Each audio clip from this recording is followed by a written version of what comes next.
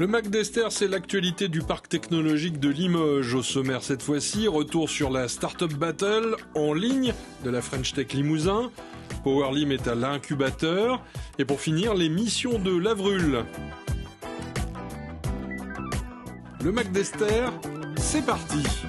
En 2020, la Covid a semé une belle pagaille, crise sanitaire et économique. Innovation a été un mot très employé cette année. Et même pour parler d'innovation, il a fallu innover. La Startup Battle de la French Tech a changé. Oui, beaucoup. Pas à ce point-là. On s'est adapté nous aussi, il a fallu qu'on se réinvente. Effectivement, tous les ans, on a l'habitude de se retrouver à l'ambassade. D'ailleurs, on pense très fort à eux en ce moment. Mais compte tenu du contexte, il a fallu qu'on s'adapte. On a donc fait une session de présentation des projets devant le jury en huis clos. Et ensuite, donc, il y a eu de la captation vidéo de ces projets-là qui ont été diffusés sur le site de la French Tech Limousin et sur les réseaux sociaux. Malgré tout, l'édition 2020 peut être considérée comme un succès, tant par la diversité des candidats que par la participation des votants. Cette année, la mobilisation, elle a été vraiment très forte. Il y a eu beaucoup de viralité sur les réseaux. C'est un peu ce qu'on voulait au final, parce que vu qu'on n'a pas pu donc se retrouver sur un moment de célébration, on a pallié ça par de la communication en masse sur les réseaux et Paris réussi. Avec un jury composé d'entrepreneurs et d'une journaliste spécialisée, coucou Anne-Sophie. Il y a une multitude de projets dans tous les domaines. Les gens ont des idées. Ils ont profité du confinement pour innover, pour cogiter. On peut relever notamment près de 2500 textos envoyés par le public. La Startup Battle, elle est ouverte à la fois aux jeunes entrepreneurs start-up de moins de 3 ans et également aux porteurs de projets innovants sur la Haute-Vienne. Il y a énormément de diversité. On retrouve des projets, à la fois des projets de recherche, des projets liés à des problématiques aussi réelles des populations aujourd'hui, à savoir l'environnement par exemple, ou encore des projets qui se sont adaptés compte tenu du contexte sanitaire actuel, surtout le volet commerce, prospection commerciale ou bien encore des projets liés à l'industrie ou à l'industrie textile par exemple. Sur le podium, 3 startups avec des niveaux d'avancement différents, épreuve de la diversité, dans des secteurs variés. Oui, on peut dire que c'est l'industrie du textile. C'est l'agriculture et on travaille en fait à l'interface chimie-biologie. Pour les sociétés pharmaceutiques, cosmétiques et agroalimentaires. Et c'est un trio pour la 3e marche du podium. On est un peu au stade de projet. Justement, on souhaite qu'en 2021, on avance un peu plus. Donc là, on réfléchit à déposer un brevet. Et puis on cherche aussi une styliste ou une modéliste qui pourrait nous aider justement à créer, voire jusqu'au premier prototype. On veut s'adresser particulièrement aux femmes qui ont une asymétrie mammaire ou qui ont subi une ablation du sein en leur proposant un soutien-gorge adapté à leur morphologie. Alors ça concerne beaucoup de femmes ? Plus de 70% des femmes ont une asymétrie mammaire, donc oui, la plupart des femmes sont concernées par le projet. Oui. Sorti de l'université de Limoges et installé à l'incubateur d'entreprise, c'est un couple qui est sur la 2e marche du podium. D'habitude, les produits désherbants, c'est efficace tout court.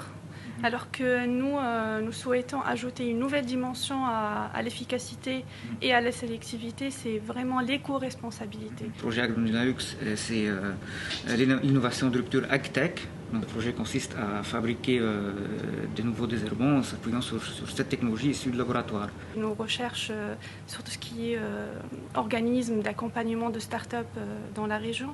Et Lavrul, c'est pas rien.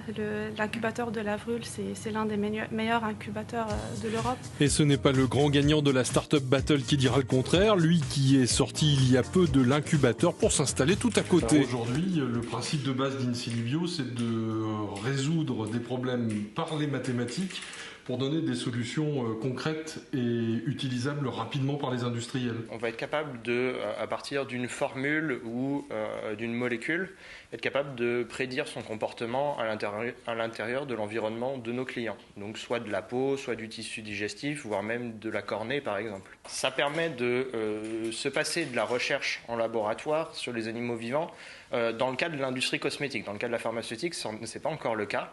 Par contre, une chose est sûre, c'est qu'on va quand même limiter l'expérimentation et tout type d'expérimentation. C'est-à-dire on va être capable par exemple, à partir de 1000 molécules, être capable d'en discriminer une dizaine et vous dire, ben voilà, c'est celles-ci qui sont vraiment judicieuses à tester.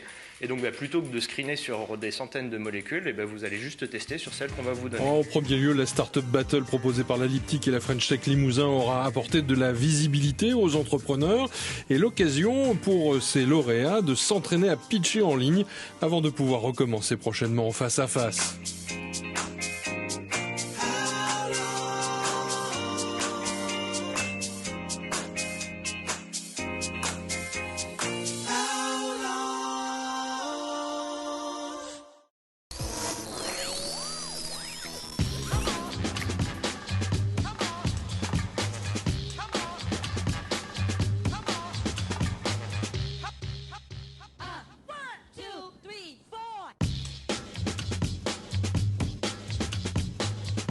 Ce qui est attractif dans cette structure, c'est l'incubateur. L'incubateur en lui-même est très attractif parce qu'on peut avoir l'expertise de personnes qui ont été chefs d'entreprise et qui sont toujours d'ailleurs, pour certains, chefs d'entreprise et qui nous permettent de nous accompagner dans la structuration de notre entreprise. Dans mon cursus scientifique, non, on a beaucoup parlé de science en effet, mais peu de l'entrepreneuriat. Et l'entrepreneuriat, moi j'y ai pas goûté, mais j'ai vu un peu ce que c'était par mes expériences professionnelles, mais non pas par mon cursus. Avant de lancer mon entreprise, j'habitais en Russie et je travaillais pour une usine de montres. Et donc j'étais vraiment dans l'entrepreneuriat parce que c'était certes une structure relativement grande, il y avait à peu près 200 ouvriers qui travaillaient pour cette usine, mais la logique et le mode de fonctionnement étaient très proches d'une petite entreprise finalement. Et c'est comme ça que j'ai goûté un petit peu à l'entrepreneuriat. Le principe, c'est d'alimenter des drones grâce à une station qui va permettre de déployer des drones et d'augmenter leur autonomie. Ces drones vont être déployés dans plusieurs cadres, notamment nous on travaille plutôt avec les pompiers, mais on peut imaginer beaucoup d'applications, notamment pour l'observation des structures et l'observation d'événements. C'est un petit appareil mais qui consomme finalement énormément d'énergie. Les batteries telles qu'elles sont faites à l'heure actuelle ne permettent pas à un drone de petite taille, c'est les drones sur lesquels on travaille, donc c'est des drones qui font souvent à peu près moins d'1 kilo. Ces drones de petite taille n'ont pas une autonomie qui dépasse les 40 minutes au maximum. Et donc dans le futur, nous avec notre appareillage, on va venir s'installer sur les drones et non pas augmenter, mais donner une autonomie illimitée à des drones. Alors certes, ils seront captifs, ces drones, mais pour des situations d'observation, comme par exemple pour les pompiers, ou alors la surveillance de certains ouvrages d'art, comme les barrages par exemple, ou les lignes à haute tension, et bien dans ces cas-là, c'est beaucoup plus intéressant et ça permet de faire des observations prolongées et beaucoup plus efficaces. À l'heure actuelle, on est à quelques semaines d'avoir un prototype fonctionnel. Ça nous a pris pas mal de temps finalement parce que il y a beaucoup de problèmes d'ingénierie évidemment qu'il y a à régler pour faire ce genre d'objets, de dispositifs. On a été pas mal aidé par l'ENSIL notamment qui nous accompagne dans ce projet parce que moi n'étant pas ingénieur mais physicien de formation, je n'avais pas forcément de connaissances dans la mécanique, l'électronique et cet accompagnement donc nous permet de développer ce produit. On travaille sur une deuxième version, mais malheureusement à l'heure actuelle cette version est un petit peu plus coûteuse. On travaille sur une deuxième version qui serait avec une fibre optique et même on a pour grand projet une troisième version qui serait sans fil, c'est-à-dire non plus avec ni une fibre optique ni un fil de cuivre, mais par laser qui serait dirigé directement vers le drone. À l'heure actuelle, on est un petit peu freiné dans ces développements-là parce que tout l'appareillage dont on a besoin pour faire ce genre de produit coûte très très cher et c'est pour ça qu'on commence en faisant une station avec un fil de cuivre qui est cependant un petit peu spécial.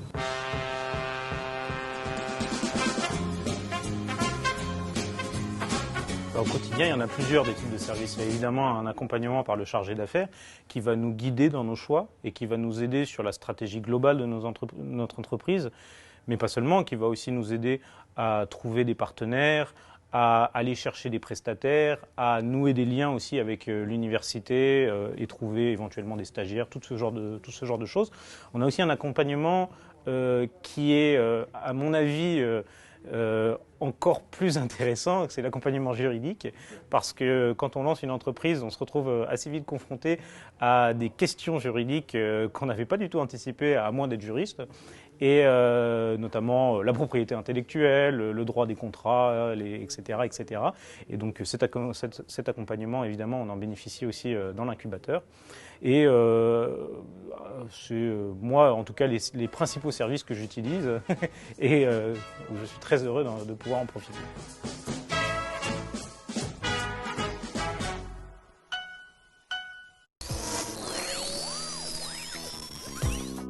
Lavrul est l'agence pour la valorisation de la recherche universitaire du Limousin, un lien entre la recherche publique et l'entreprise privée. On cherche à accompagner en fait cette recherche puisque le principe même de la recherche, c'est de faire avancer l'état de l'art sur les différents sujets. Et nous, notre travail, en lien avec ces équipes de recherche, c'est de transformer donc, cette recherche en futurs produits. Et dans bien des cas, on a besoin, pour faire cela, d'une entreprise qui va aller amener sur les différents marchés ce futur produit. Une fois que j'ai dit cela, c'est un peu plus compliqué, puisqu'on a différentes étapes qui sont intégrées au sein de Lavrul, puisque Lavrul se veut un service global qui va de la recherche partenariale. Donc on va permettre, grâce à des financements dédiés aux chercheurs, de réaliser sa recherche pour le coup dans les meilleures conditions, donc avec le choix des différents supports en fonction de l'espèce. Une fois qu'on a des résultats, on va chercher à les protéger. Donc c'est un département au sein de Lavrul qui s'en occupe. Donc la partie propriété intellectuelle, c'est souvent des brevets, mais ça peut être également du savoir-faire, de la protection autour des logiciels. Une fois qu'on a cette protection, alors on a souvent en fait des résultats de recherche qui sont assez amont par rapport à notre cible qui est le futur produit. Donc on va opérer ce que l'on appelle la maturation.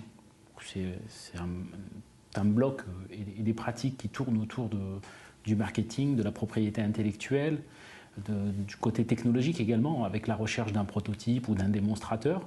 Et pour faire cela, on a rejoint depuis l'an passé le dispositif Aliénor Transfer, qui se veut un nouveau service, mais reposant sur Lavrul à Limoges et également sur le SPVR et Technopole Grand Poitiers à Poitiers pour le coup. Et donc on mutualise nos efforts avec une stratégie qui est commune à l'échelle de ces territoires-là en vue de se rapprocher donc de ce qui sera le produit. Donc c'est la maturation. Et derrière, on vend ces résultats donc à nos futures startups ou à des entreprises qui ont pignon sur rue. Et là, c'est le licensing. Et in fine, on a l'incubateur, donc qui est notre réceptacle privilégié en vue de la création d'entreprises qui ont vocation à faire du développement économique sur le territoire. Et ça marche plutôt bien. Ici, les créateurs d'entreprises sont techniciens, ingénieurs, chercheurs et ils ont besoin d'un accompagnement à leur nouveau métier. L'ensemble de ces métiers à Lavrul, on a des juristes, on a des ingénieurs brevets, on a des ingénieurs également qui sont spécialisés dans différentes branches. On a au sein de l'incubateur des anciens chefs d'entreprise qui ont une expérience de l'entrepreneuriat et de son accompagnement.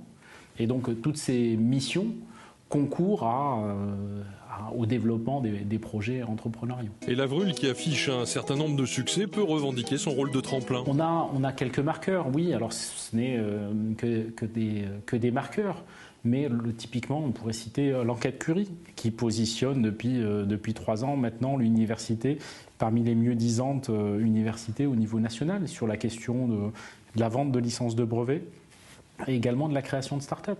Donc pour nous, c'est les indicateurs les plus importants, puisque, comme vous l'aurez compris, c'est les indicateurs de sortie. Et là, l'université est plutôt performante. Les services de Lavrul, c'est au sens large, donc ça intègre la recherche partenariale. Donc on a, en volume d'enseignants-chercheurs sur les briques amont, on est à peu près 200 enseignants-chercheurs au global, donc qui sont accompagnés par les briques, la brique recherche partenariale et protection de la propriété intellectuelle.